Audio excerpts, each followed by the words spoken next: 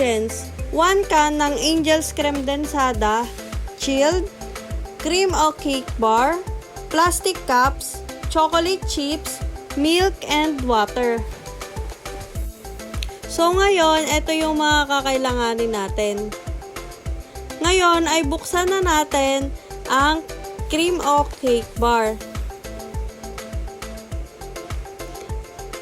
So, before natin i-assemble, balatan lang natin to. Pero syempre, gagamit tayo dito ng ating gloves para malinis ang pagkagawa.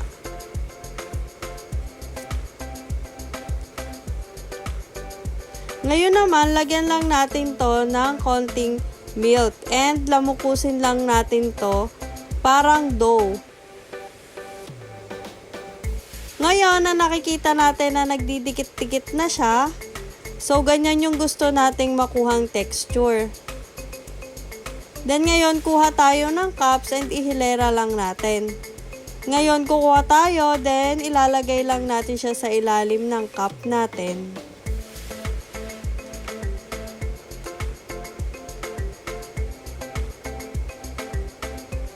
So, yan. Ganyan lang yung ginawa ko.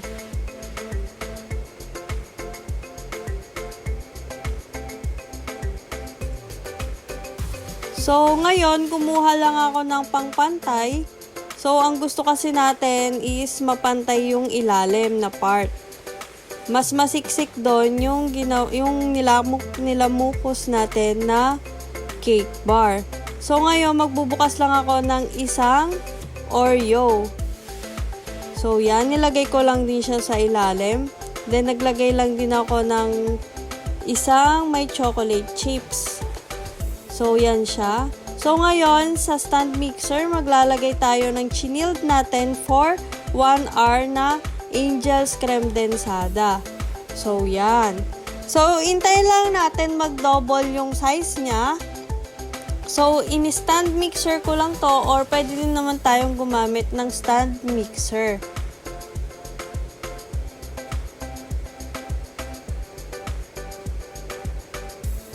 So, yan. Nakikita na natin na nagdo-double na yung size or nagkakaroon na siya ng foamy. So, yan yung texture na gusto natin makita para makagawa tayo ng ating ice cream.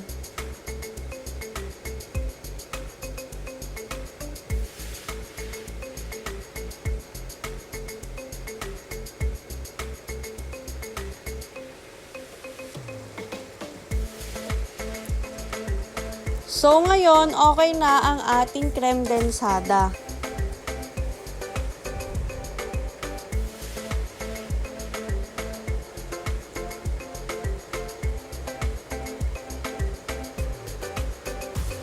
Ngayon, kumuha lang tayo ng cup at ilagay na natin to. So, ngayon, tinataktak ko lang siya para mas buong buo yung nandun sa ilalim at hindi siya magkaroon ng bubbles doon. So, yan. Ganyan lang yung ginawa ko sa kanya.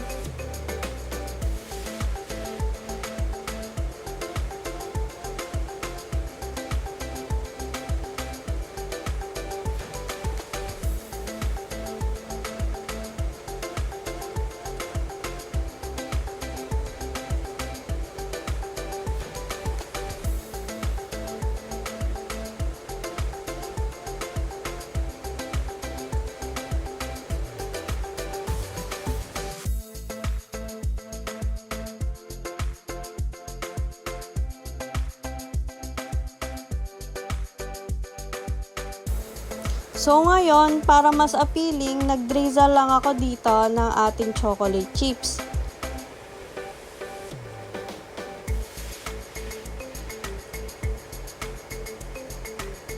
So, eto na ang ating chilled na easy ice cream o ang ating DIY ice cream. So, ayan siya guys. Pag natikman nyo to, sobrang sarap.